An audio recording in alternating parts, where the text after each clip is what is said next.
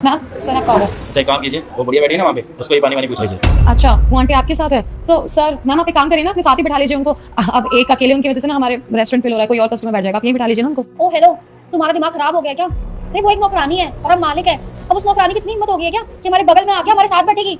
ये हमारी रेपुटेशन पे क्या फर्क पड़ेगा? सही कहा, इस बुढ़िया की ना इतनी औकात नहीं है कितने बड़े रेस्टोरेंट में अंदर आके इसी के नीचे बैठ के खा सके। वो तो इसने हमारा बच्चा ले रखा है, उसको संभाल दे इसलिए अंदर आ रखे, वरना बाहरी बाहर खड़ा रहता है सर। इट्स ओके मैम, तो फिर एक काम करती हूँ ना, मैं ये सेम ऑर्डर उन्हें भी सर्व कर देती हूँ, वो भी भूखी होंगी बेचारी। हमने कहा कैसे ऑर्डर करने के लिए? हाँ तुम्हें जितना बोला ना तुम उतना करो, सिर्फ इतना बोला ना कि एक गिलास पानी का दे दो, तो बस उतना करने की जरूरत है, उससे ज्यादा नहीं। अरे हमसे बहस करने से बढ़िया ये है कि हमारे लिए कोल्ड ड्रिंक लेके आओ। कोल्ड ड्रिंक मंगाई थी ना, अभी तक आई नहीं है। ठीक है सर, मैं अभी आपकी कोल्ड ड्रिंक भिजवाती हूँ। मैम ये आपके लिए।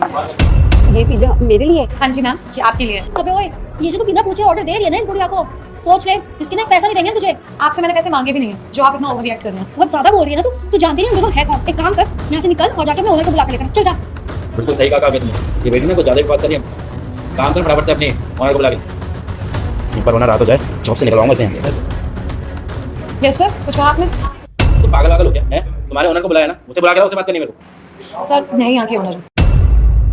आप ही ओनर हो? Actually we are so sorry, हमें नहीं पता था कि रेस्टोरेंट आप ओन करते हो। अगर हमें पता होता तो हम कभी ऐसे बोलते थोड़ी। लेकिन आप एक बात बताइए, आप इन गरीबों के लिए इतना कुछ क्यों कर रही हैं? देखिए मैं आपको ऑनेस्टली बता रही हूँ कि गरीब लोग ना किसी के सभी नहीं होते हैं। एक बार आप इनको खाने के लिए दे दोगे ना तो फिर इनकी आदत बन जाती है लोगों के सामने हाथ फैलाने की। आज आपने इसको पिज्जा खिला दिया, कल को हमसे डिमांड करेगी कि हमें पिज्जा खिलाओ, पास्ता खिलाओ, ये सब खिलाओ। इसलिए हम ना उनको दूर से ही रखते हैं। आप समझ रहे हैं हम क्या कहना चाहते हैं? हाँ जी मैम, ये बिल्कुल सही कह रही है। अब आप देखिए ना, आप तो आज अपने पैसों से इनको यहाँ पे पिज्जा बर्गर खिला देंगी, लेकिन कल को हमारा बच्चा ही संभालती है, हमें कहीं बाहर जाना हुआ तो इनको हम साथ में लेके जाएंगे, तो ये तो ये एक्सपेक्ट करेंगी ना कि जितना महंगा खाना हम खा रहे हैं भी खिलाएं। अरे ऐसे तो आप इनकी ना भाव बढ़ा रही है और कुछ नहीं कर रही मैम। ऐसा है जैसे लोगों के लिए ना सोचने की कोई जरूरत नहीं है आपको। प्लीज मत कीजिए जो आप ही कर रही है। क्या बात कर रही है मैम आप?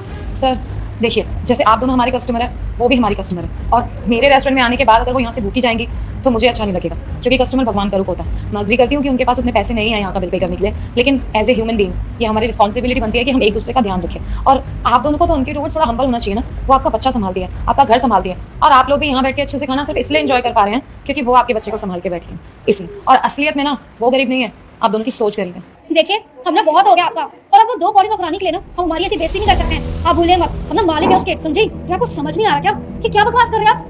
फिर उस बुढ़िया की वजह से ना हमारी बेइज्जती हो रही है। आप लोगों की इंसल्ट उन आंटी की वजह से नहीं हो रही, इसलिए हो रही है क्योंकि आप लोगों का नेचर इस लायक है कि आपकी इंसल्ट करी जाए। वो तो क्या, इस रेस्टोरेंट में हमारी बहुत बेइज्जती कर चुकी हैं आप, तमीज से रहिए, थोड़ी समझ में आ गया ना। इतनी देर से आप दोनों आंटी की इंसल्ट करे जा रहे हैं। नौकरानी पता नहीं क्या क्या कह रहे हैं कि उसको पानी पूछ लो, उनकी औकात नहीं है इस रेस्टोरेंट में बैठने की। एक्चुअली पता है क्या, आप दोनों की औकात नहीं है इस रेस्टोरेंट में बैठने की। बस बहुत हो गया आपका, और हम ना ऐसे रेस्टोरेंट में एक पल भी नहीं रुक सकते जहाँ हमारी ऐसी बेइज्जती हो। हाँ तो सर मैम, आपको रोका किसने है कि आप यहाँ पे बैठ के फूड एंजॉय करिए? मुझे बिल्कुल भी शौक नहीं है आपके जैसे कस्टमर्स को यहाँ पे लाने का, क्योंकि यहाँ का एम्बियंस खराब होता है, इसलिए आप लोग जा सकते हैं। अच्छा तो आपको क्या लगता है कि आप हमारी ऐसी बेइज्जती करोगे तो वो बुढ़िया वहाँ पे ऐसे ही बैठी रहेगी? अरे इसको एक आवाज लगा दी ना तो बुढ़िया हमारे साथ हमारे पीछे पीछे आएगा, मुंह मिला के। अभी दिखा देती हूँ। ओए बुढ़िया, हो गया तेरा खाना, चलो निकलने का टाइम आ गया, चल। मैम साहब मुझे माफ करना, मेरे सामने ना अन्न रखा हुआ है, और अन्न का इस तरह अनादर कर ना मैं उठ के बाहर नहीं जाऊंगी। मैं पहले खाना खाऊंगी और फिर बाहर जाऊंगी। सुन लिया आप लोगों ने? अब आप दोनों जा सकते हैं। इतना एटीट्यूड आ गया तेरे अंदर, कोई बात नहीं, रहे तो इसी एटीट्यूड में। ठीक है मैडम, जैसे आपको ठीक लगे। खाने के जब लाले पड़ेंगे ना तब आएगी तुम मिला के। चलिए